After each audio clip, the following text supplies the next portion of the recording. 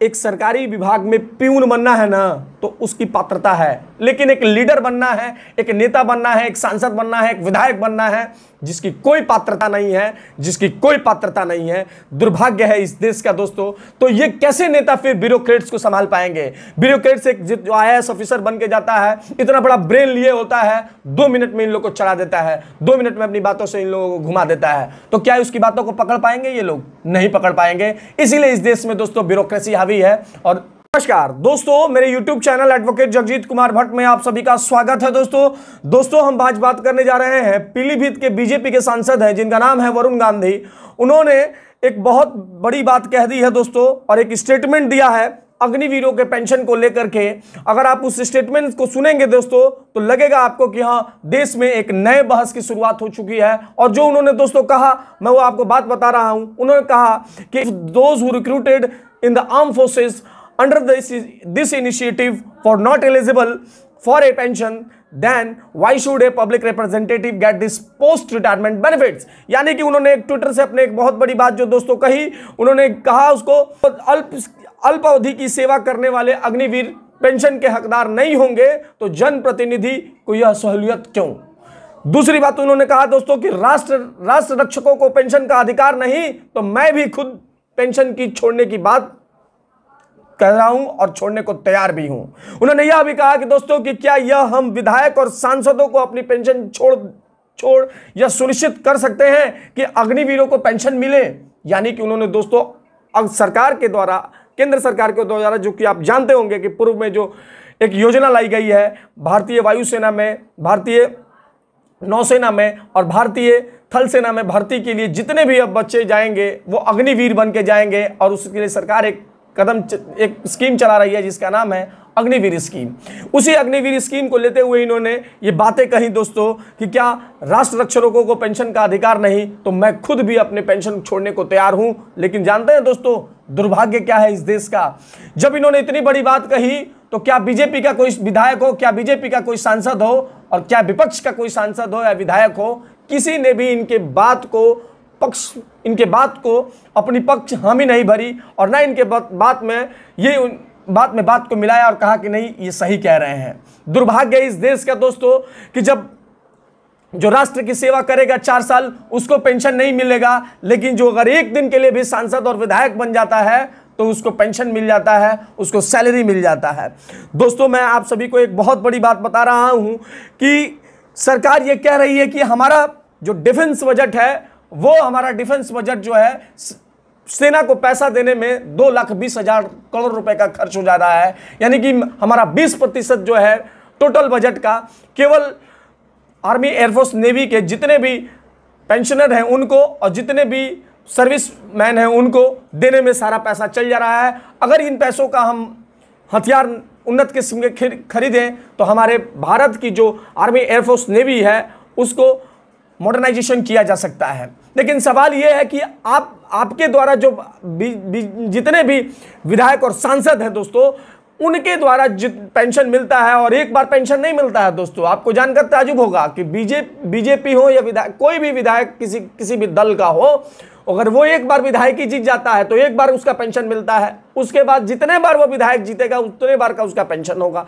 अगर वो मंत्री बन गया तो मंत्री का अलग से पेंशन का व्यवस्था है। और उसको जो व्यवस्थाएं मिलती हैं दोस्तों, 5 स्टार होटल्स की, राजधानी एक्सप्रेस की जो मिलती हैं, एरोप्लेन में चलने की, वो व्यवस्थाओं की बात छोड़िए। अभी एम्स जैसे हॉस्पिटल्स की सुविधाएं जो मिलती हैं वो अलग है। उसके बाद यही हाल विधायक सांसदों का भी है। सांसद भी अगर आप एक बार बन गए और जितनी बार सांसद बनिएगा, अगर मंत्री बन गए तो उसके लिए अलग पेंशन की व्यवस्था है। लेकिन दुर्भाग्य है इस देश का दोस्तों कि जो इस माँ भारती के लिए लड़ेगा उसको पेंशन वेंशन नहीं मिलेगा। उसको केवल और केवल 11,70,000 रुपए आफ्टर द रिटायरमेंट दे दिया जाएगा। और तर्क क्या दिए जा रहे हैं दोस्तों? तर्क ये दिया जा रहा है कि 24 साल की उम्र में आपके पास कितने पैसे थे। तो सवाल यह है कि 30 साल की उम्र में इतनी सारी सुविधाओं देने की क्या जरूरत है किसी सांसद को? क्यों ना स्विट्जरलैंड की तरह वीवीआईपी कल्चर को आप क्यों फॉलो करा रहे हैं? कितना खर्चा होता है आपके सिक्योरिटी पे, कभी इसका ध्यान है? क्यों नहीं आप स्विट्जरलैंड के व्यवस्था को अपनाते हैं और आप वीवीआईपी कल्चर खत्म करते हैं? रोड पे चलते हैं तो जनप्रतिनिधि जब रोड पर चलते हैं तब जनता को दिक्कत होती है। यानी कि जहां जाते हैं वहां वीवीआईपी कल्चर चाहिए, तो क्यों ना वीवीआईपी कल्चर को खत्म कर दिया जाए। तो वो सरकारें नहीं करेंगी, चाहे वो कोई भी सरकार हो दोस्तों। क्या अभी बीजेपी की सरकार हो तब, कांग्रेस की सरकार हो तब, या किसी भी दल की सरकार बन जाए, तो वरुण गांधी जी के इस बात का समर्थन किसी ने नहीं किया। और दुर्भाग्य है दोस्तों इस देश का कि ऐसे सांसद जो इतने बड़े बात कही उन्होंने, उनका कोई सपोर्ट करने वाला नहीं मिला। वरुण गांधी जी ने, जो मैं अब क्या ही बताऊं दोस्तों, उन्होंने एक चीज और भी पढ़ के सुनाई, मैं आपको वो पढ़ के सुनाता हूं कि एक बहुत बड़ी बात उन्होंने कहा कि जब एक नौजवान का सपना मरता है तो पूरा देश का सपना मरता है। क्या 4 साल के बाद जब अग्निवीरों का सम्मानजनक पुनर्वास होगा, मेरा मानना है कि जब तक समाज के आखिरी व्यक्ति की आवाज ना सुनी जाए तब तक कोई कानून का निर्माण ना हो। किसान जब अपने अधिकारों के लिए सड़क पर उतरे तो वो खालिस्तानी, युवा सेना में बहाली को लेकर सड़कों पर उतरे तो जिहादी, और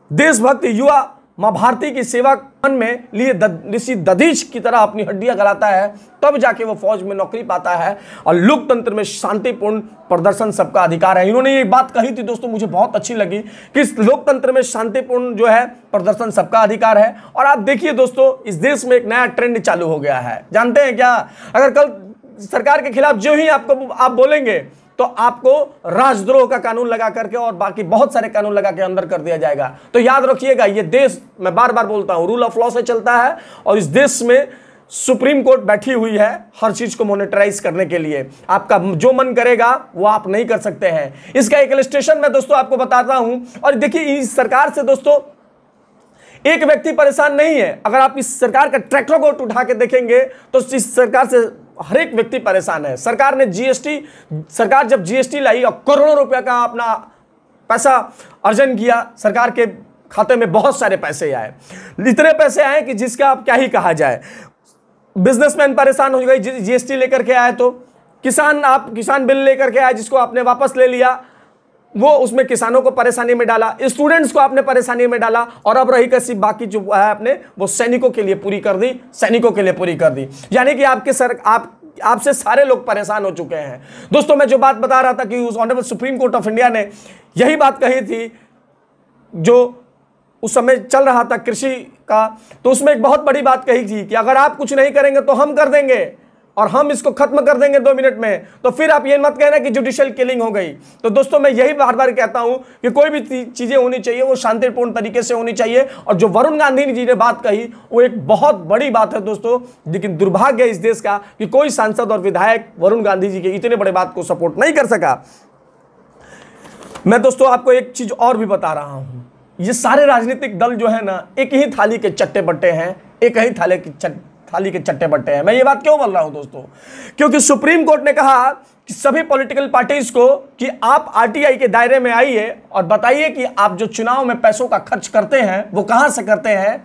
आज तक कोई पॉलिटिकल पार्टी इसमें इकट्ठा नहीं होकर के सुप्रीम कोर्ट को इस बात को जवाब नहीं दे पाई कि हाँ, हम कब हमारी पूरी की पूरी पॉलिटिकल पार्टी जो है वो आरटीआई के दायरे में आएगी और बताएगी लोगों को कि हाँ, ये हमारा पैसा कहां से आ रहा है।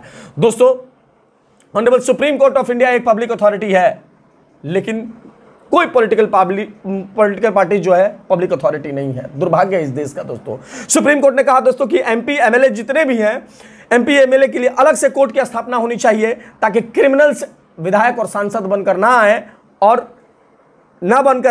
इन सभी जो भी विधायक और सांसद हैं जिन पे केस चल रहा है उनका त्वरित स्पीडी ट्रायल चलाकर इनको सजा देना चाहिए ताकि हमारे देश में क्रिमिनल्स लॉ मेकर ना बने। लेकिन आज तक वो भी काम नहीं हो पाया।